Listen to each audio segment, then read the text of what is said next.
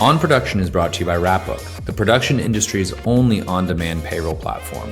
With Wrapbook, you can pay your crew with a click and track all your costs in real time, all in one place. To find out more about how Wrapbook is transforming the way productions pay their crews, visit wrapbook.com. Welcome back to On Production. I'm Cameron Woodward, your host. Today's guest is Tara Hein-Phillips, who is the CEO and co-founder of Jolt, which is a film distribution company reinventing how independent and documentary films reach audiences. What's interesting about Jolt is that they're using big data and AI and performance marketing to really pioneer a scalable audience-first model that bridges analytics, monetization, and creative integrity for filmmakers. Previously, Tara was the chief product officer at Sundance, where she launched the first virtual Sundance Film Festival and then co-founded Sundance Collab, the Institute's global online creative platform. Her expertise spans product development, digital strategy, and audience design, which is then always, of course, focused on connecting stories and communities in more meaningful ways. Jolt's latest release, Cathedrals, is directed by Dan Allgrant, who did Sex and the City, People I Know, and the story really captures the power of reconciliation and memory through a decades-long friendship in Boston. This film exemplifies Jolt's mission, which is helping emotionally resonant, creator-driven stories find their audiences and sparking the kinds of cultural conversations that last. Tara, thank you for joining me. I have a bunch of questions. I know our filmmakers will be very interested in what you're doing and, of course, how Jolt can help them out. So first, just thanks for being here. Oh, thank you. Thank you for having me. I'm excited to talk about it. I love your podcast, so this is great. It's a pleasure. So you've said that Jolt is building a new kind of distribution model. I've had distributors on the show before, both like niche distributors, sort of like broad-based distributors, and that your model is a new kind of distribution model for independent and documentary films. I'm curious, what does that look like to you? What is that model and what problem is it solving? I think if we take a step back to where Jolt began, which was just about 2 years ago that we started talking about Jolt, at least, the crisis in films getting distributed was just beginning then. I think it seemed like a crisis even then, but now, of course, it's like in catastrophic free fall. And the fact is that films are not finding homes, and it's left filmmakers having to be a bit more scrappy about how they do that and how they get their films to audiences. And I think that that changed radically even since the time we started doing that. The willingness and the openness to new ways of getting films out there has certainly opened up. When I was the chief product officer at Sundance, obviously, as you just said, I was there during the pandemic and we had to stand up the first virtual festival. What that meant was also that it was the first time we got to see what audiences do and what films they watch and how they behave. And we were able to form what I like to call audience archetypes from that.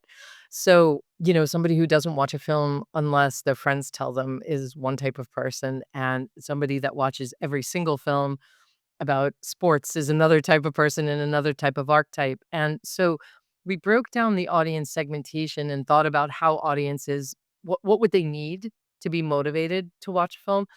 And so we took a lot of that early learning at Sundance. Of course, like 4 years passed in between these two initiatives, but what changed in the middle was AI. And so the notion behind what we're building, which we call the interest delivery network, is that you can actually at scale look at a film, look at other films and say, okay, these are the audiences that are likely to watch this film, and then in real time figure out where those audiences are. That has changed even in the time since we've launched. That's become like it's a continually evolving situation how you do that, but it takes a lot of coordination. It's not just, oh, and then you turn those audiences on Meta and there they come and then they all watch the film. That would be nice. But it's a combination of your channel, the filmmakers, the film subjects, the people that are close to the topics, the people that are going to be impacted by the film in some way, or, the super fan communities that will watch anything to do with the topic. And it's kind of a swirl of all of those things that then you lay out in a cadence to continue to build this momentum that hopefully then breaks through the public consciousness and people will watch the film. We then We sell tickets, we share the revenue with filmmakers, and then we give them all their data and we show them what worked and what didn't work. And we're doing that continually. And we're tweaking all of that as we go along as well. That's what we mean by all of that. There was obviously COVID and then the lessons learned from standing up a digital festival. But maybe even before COVID or since going on this journey, is there a moment or a set of experiences that made you realize that, traditional routes, whether that's streamers, theatrical festivals, were not serving filmmakers or audiences as they should? I think the thing that's become more clear to me, I feel like this gets worse almost every day. There's a lot competing for our attention. And I started my life as a playwright. And so I know all about trying to get people interested in your work. I know how hard it is. It's not like it was ever easy, right? It was never easy for art houses. It was never easy for independent film, versus big studio productions with giant budgets. I think what has changed there's a couple of things that have changed, but the biggest piece of that is, first of all, the budgets I think are much smaller, and throwing a couple of, I think I read today that it was in somebody's blog this morning that the last Star Wars series, that there was something like a budget of $458 million for marketing. Yeah. When you think about a budget like that relative to what an independent film was ever going to have, it was always going to be difficult. I think what changed is our attention is being pulled in a lot of directions, and short form content was not yet what it is today. Even during the pandemic, I think that probably, helped to fuel some of that. But what's pulling at our time and what's pulling at our attention is very different. And the idea of committing to an hour and a half, 2 hours, 2.5 hours of your day has become difficult for all films, and independent films are no different. I think what hasn't changed is our appetite for great stories, community, experiences that transform us. Those things have remained the same. And so, the question is, can you bypass the intermediaries and try to connect directly to the people that are going to be the most excited to watch and talk about your film? That's awesome. So at Sundance, I mentioned this before, and so did you, but you helped launch both the virtual festival and then the Sundance Collab, which were major digital transformations for the Institute. What did those experiences teach you about this phenomenon that you're just chatting about, like the direct connection between art and audience through technology? I think I'm going to take them separately because they're a little different. And with collab, I think it was very easy to see for both the institute and for artists the need for something that was going to open up the incredible resources and access that Sundance has to be able to help a bigger, wider, more global group of artists. And that to me is what Sundance Collab has done so well. It it reaches people all over the world. They can come in at a much earlier stage of their projects and also just of their development.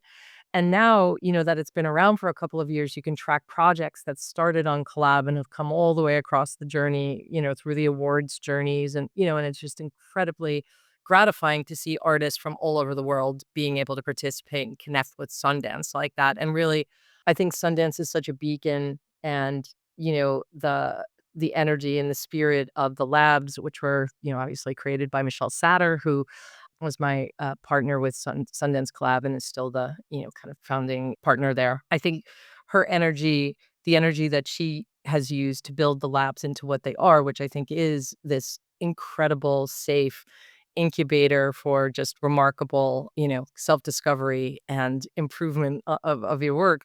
I think that was infused into Collab from the beginning. So I think that transformation was such a natural one and such a generous opening of Sundance that, it didn't, I don't think it came with as much of the kind of friction that you can sometimes feel with digital transformation. The festival, a little different. I mean, it was a pandemic, so obviously, you know, in the things that I said about Sundance before, I think it was important for Sundance to show up as a beacon of light in that time that was so confusing and so hard for so many people, including artists and audiences, and bring them together. And I think it was an incredible success. And I really deeply credit, Carrie Putnam and the rest of the leadership team in holding the energy that it was going to take to make that happen, because I think it was an important thing to do.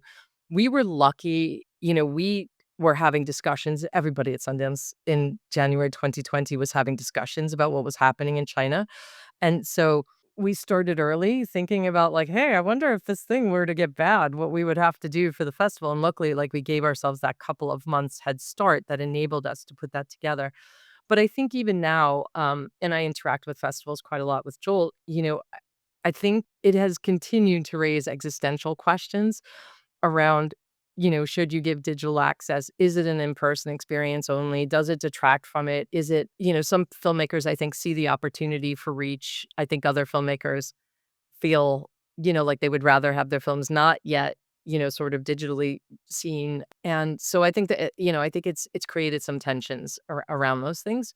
I personally think that if your film isn't naturally going to be bought out of Sundance anymore, and this is now with my Jolt hat on, um, if festivals are no longer the guaranteed marketplace that they, kind of briefly were, I don't think they always were, but, for some period of time they were, then you need to think about festivals as the marketing launch of your film and its chance to break through the public's consciousness.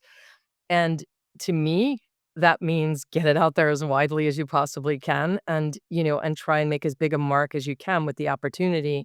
And then you can always figure out what to do about that later. But as long as the opportunity is there, that's what I think.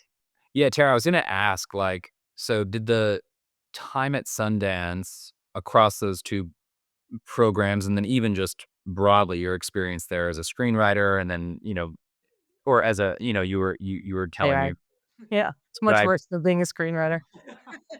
into, I know you have a background as well in, like, these types of digital tools and transformations, USC and all of these other things that you've done, but did your time at Sundance influence the way you're really thinking about structuring Jolt's team, its tools, its partnerships, these things that you've learned, how and what you were just mentioning related to, like, how your view on the festival is, like, you need to be thinking of it in part as a marketing platform, like, how does that context sort of inform moving forward with what Jolt does for filmmakers? It definitely certainly, I do think that the experience at Sundance was pivotal, just in terms of understanding what it's like to build something new, build a new digital business and a new digital set of tools in this space.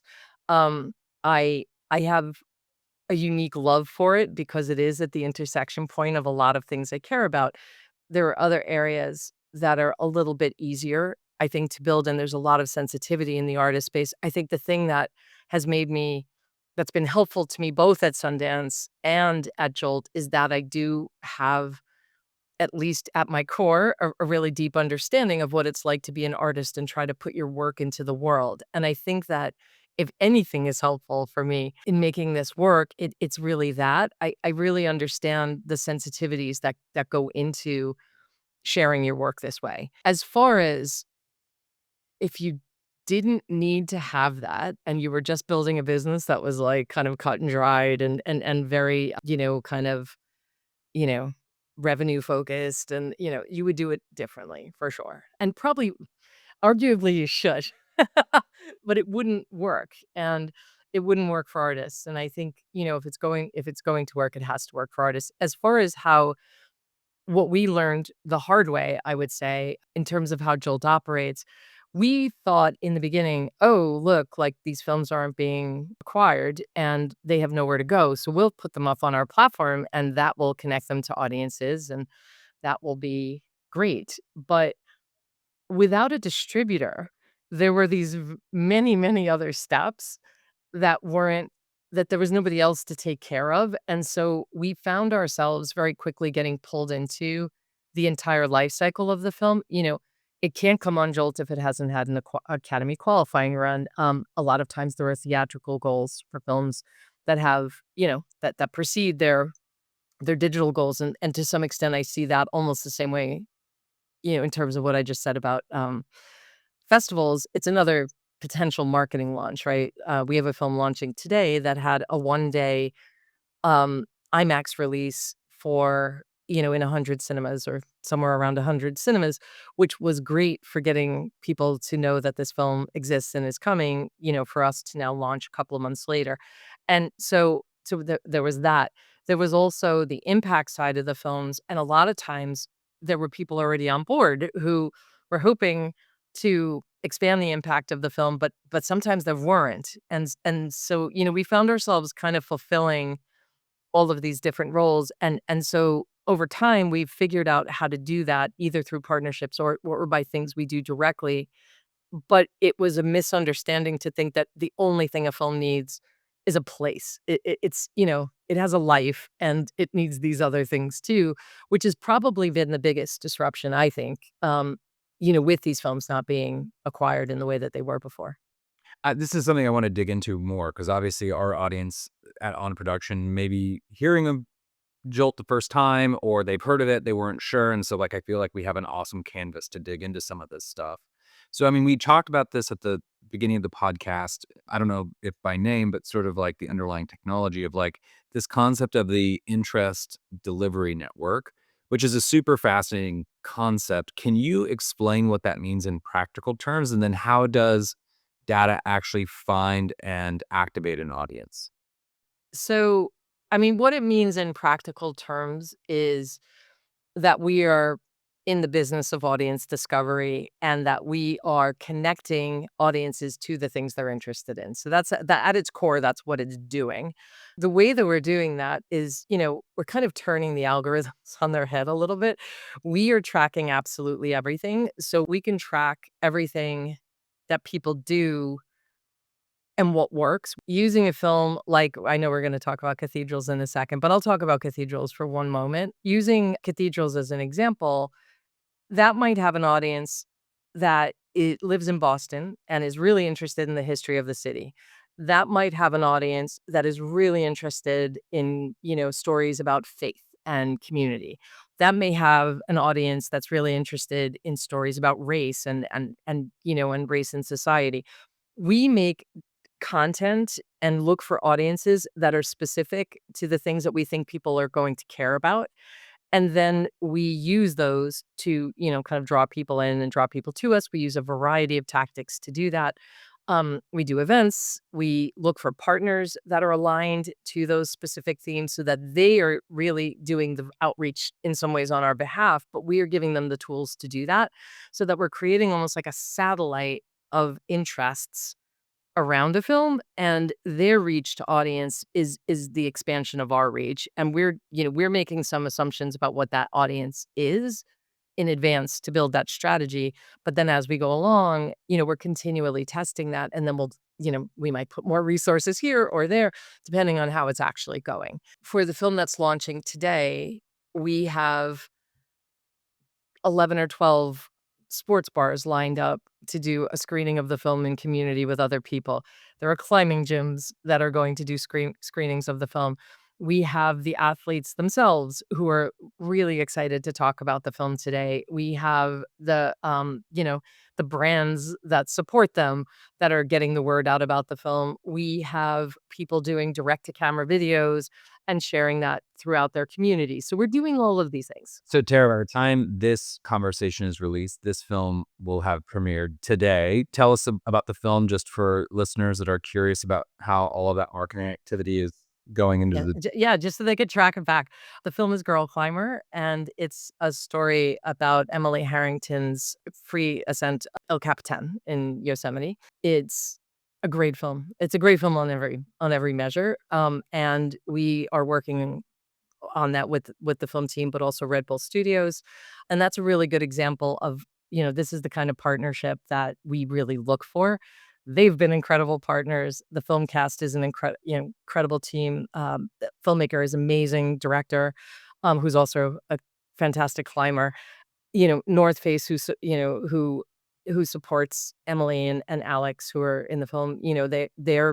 They're excited to promote the film, and then there are these other satellites, like I was just talking about, that are also now they already have communities, right? Like the climbing gym kind of community is a community unto itself, and they already have a community. We know we can reach those climbers through that gym, we're not going to just try to reach them ourselves. We're going to use them as proxies. So we do a lot of that kind of thing. But there's also private events that are happening. There are, there's kind of a whole swirl of things that come together to create the full strategy.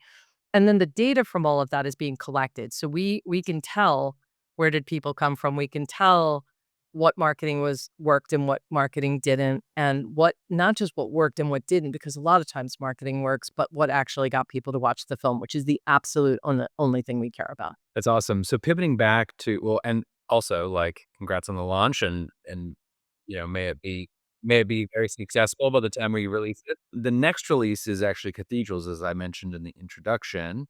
And I think you've touched on this a little bit, but it's very interesting. So like Cathedrals takes place in Boston. Like maybe there's a distribution play for people interested in Boston history. There are these like sub communities.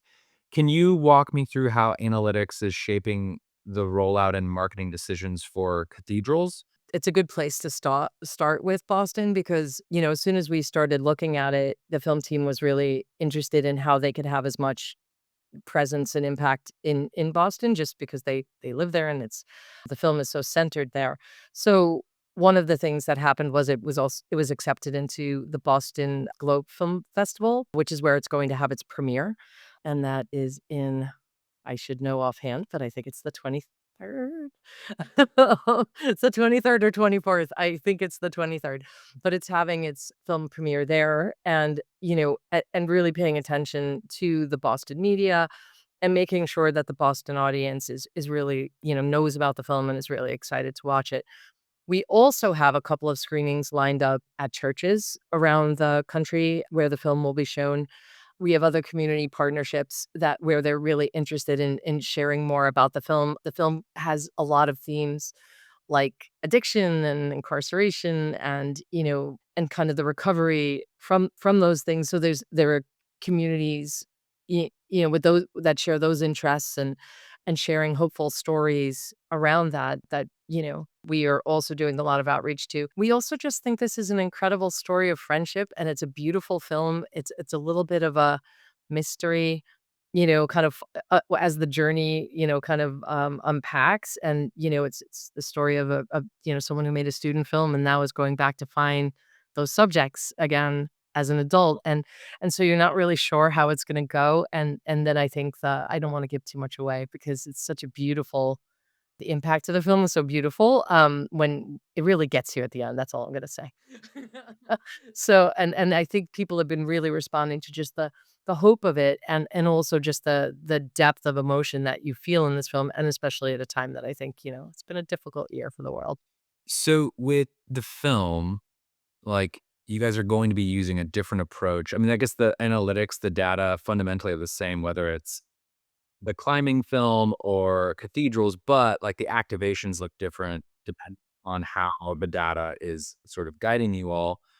How do you think, Tara, like filmmakers themselves should begin thinking differently about audience building, especially with new tools like Jolt? And then also, I mean, sorry to keep asking an add-on question here, but Jolt doesn't accept open submissions. So I guess like on one hand, like filmmakers definitely need to check out like Joel and see if there is a good alignment with their project and the platform. But even if they are not necessarily a great fit, like just, yeah, how do you think filmmakers should be thinking differently about audience building? Maybe that's a question in two parts. Yes. So, well, first of all, just to address the point you made, every film has a unique strategy, which is in fact the hardest part and why we really can't help every single film because it is such an intensive process. That said, there are common things that are common to every film. I think I'm not going to be alone in saying this, and I think filmmakers are going to be tired of hearing this, but I think you have to build your audience early and probably while you're making your film. I know that's not particularly realistic if you've already made your film and that hasn't happened, but even there are things that can be done about that, and I think sharing the film with you with the people, the couple of people that you think are going to really resonate with it, that might become your ambassadors, would be one way to do that. They don't have to be this is actually very critical. They don't actually have to have giant audiences, and in fact, it's somewhat better sometimes if they don't, if you see somebody who has, or an organization or an individual that has 20,000 followers, that can be immensely more valuable than an organization with millions, because you might have hit follow on those million, and be one of those millions, but you're not really. The more there are, the further away from the core mission you probably are. Where the 20,000 community is tight, and they probably listen to the person who's actually sending them things, and they probably follow them, and they do what they recommend. So finding some people like that, I think, is really helpful. You know, Thinking about festivals a little differently, like, don't it's not like you get in and, you know, that's it, your journey's over. But if you're thinking about festivals as a marketing launch for your film, and as a way to get the word out there, and as a way to build, kind of some momentum for the film, I think that's another way. But I say this all the time, and it's a little bit of a hot take, and I know not everybody agrees with me about this, but your film fan audience is probably not the right audience only for your film, and is probably a small percentage of any specific film. Just because somebody will go watch 26 films at a festival does not mean that is their behavior when they go home. And so, over-reliance on the film community can be difficult. I mean, if you sit in a room with your friends who are filmmakers, and you just get them to tell you what they watched in the last 7 days, 9 times out of 10, it's gonna be Love Island. It's gonna be it's gonna be things. It's gonna be whatever series you're watching. It's gonna be sports. It's gonna be nothing. It's gonna be TikTok. It's gonna be, so you can't over rely on the independent film community per se. I do think that there's many people that are interested in independent film, and love the idea of a filmmaker that connects directly to them, and is speaking directly to them. But that needs to be a little bit more aligned at the film level, I think. And so, those are just two things. I also think paid marketing has changed pretty dramatically. Like, I feel like it changed again like 2 weeks ago. I mean, it's been changing and changing and changing with AI. I do think there's some low hanging fruit there now. I don't know how effective I think it is. I mean, we're still learning and understanding all the changes ourselves, because the ways in which we used to be able to micro target are not the same anymore. But what that has meant is that someone who doesn't really know what they're doing with digital marketing has almost as much chance to have an impact as someone that does.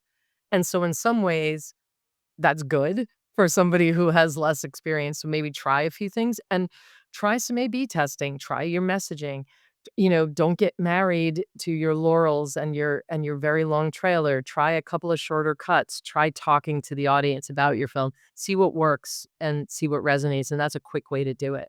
Tara, from the Jolt perspective, how do you feel like this model supports sustainability for creators, both financially or creatively?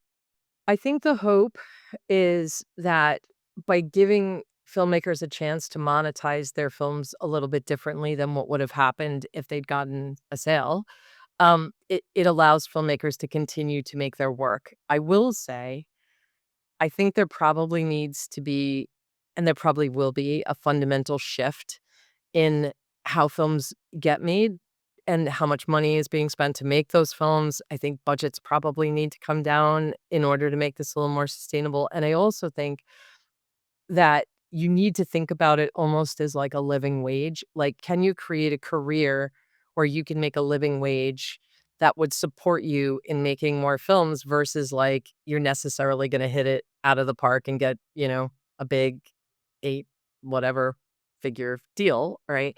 I mean, amazing for people who still get great deals, but I think they're so rare now that people need to think about it a little bit more like, how much do I love this? And, if I put all these pieces together, and I'm being mindful about how much I'm spending, can I make enough money doing this way that I have a career, and I'm making a living, but it's more like job level, kind of salary levels of thinking about returns. So, and I think that's gonna be a big shift, but I think it kinda has to be the only thing that happen, or, has to happen, or films just, people just won't make films. And yeah, and we don't want that to happen. There's also an element of this where it's like, one doesn't want to bias themselves, or like for you and I, we've been in this business. This is where we make our living wage. Um, and it's like promoting delusional thinking is not a kindness to anyone or to the industry.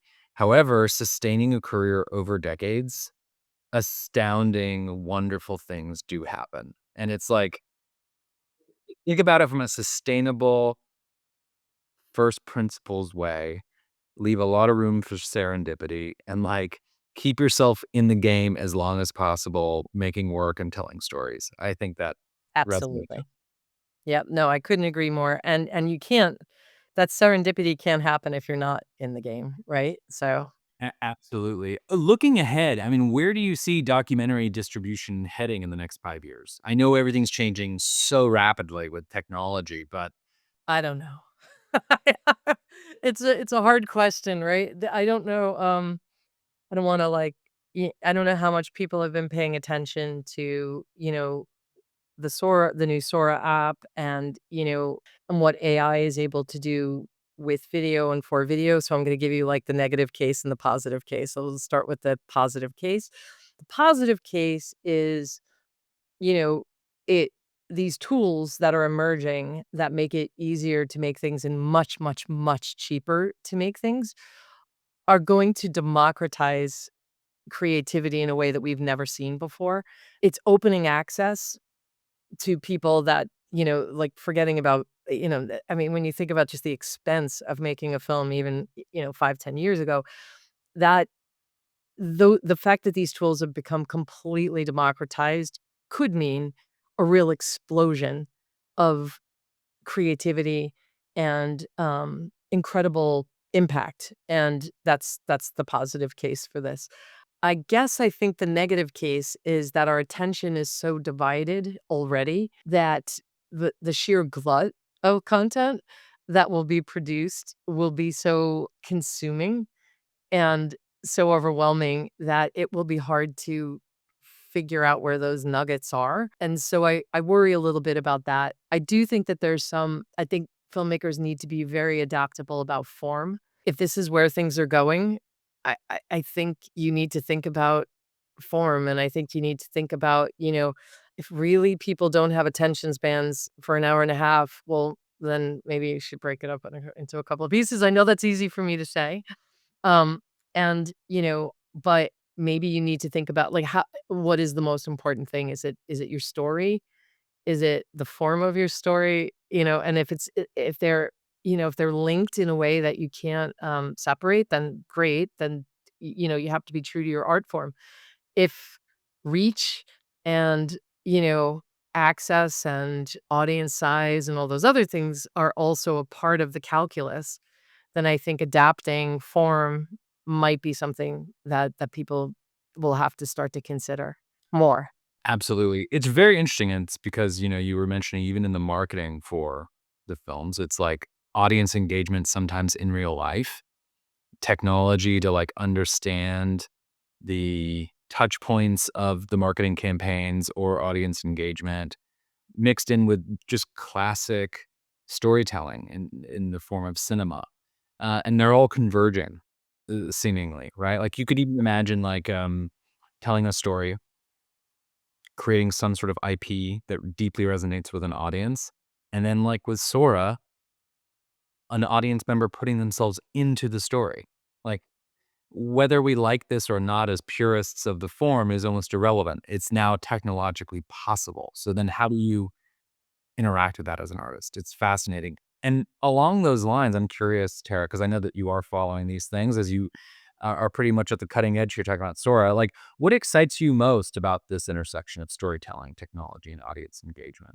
Yeah, I mean, if I was forgetting about if I put all the concerns about, film and I mean, I've been here a million times with theater too. Like these things keep getting reinvented. So I'm not really afraid of the death of them forever. But putting all of that aside, I mean, I think about like at the start of my career, what it would have meant to sit down at a computer, even as a brainstorming tool, right? Like even if you're not trying to make a finished product, the fact that you can sit at these computers now, or even as a product person, right? As somebody who makes digital things, I went through an exercise with a couple of people on my team at Jolt to see if we could rebuild what we built at Sundance using some of this, more vibe coding tools. I mean, we built it in under a day. It took a year and like over $1 million, maybe, like when you factor all the pieces in and all the things that like used to happen to build something. I mean, not quite that much, but still, it was a lot of money. And now you could really actually build that quickly and in very little time and have it be super high quality. So when you take away the friction of that and all you're left with is like your imagination, you can imagine great things being made and great advances, whether that's, in the arts or other fields. I think the question is what I said before. It's like just because you can doesn't mean you should, and there's just going to be a glut of things, kind of hitting the market because of that, and it's going to be just a little bit hard to weed out like what is actually quality. But from a storytelling standpoint, I mean, it feels revolutionary to me for a young person, especially, and knowing what it was like to want to get stories out there in unusual forms. Yeah, I think I would have been thrilled to see what's happening. That's awesome. I've been thinking a lot about this as well because it's like there's of course this notion of AI slop, right? We had generative LLMs that can produce and everything from like sophisticated seeming philosophy to sophisticated seeming video. And is it good or not? And that's a really hard question to answer sometimes, especially as the new models are coming out. Like recently there was a post from Terrence Ta, who's an absolutely brilliant living mathematician who was describing GPT-5 as being able to actually be useful in his process of doing academic mathematics.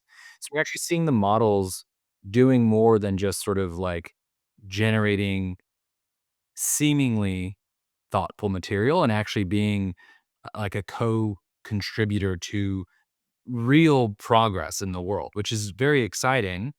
But then it also does beg the question to your point of like, what will we do in terms of what we will be able to consume with our limited attention?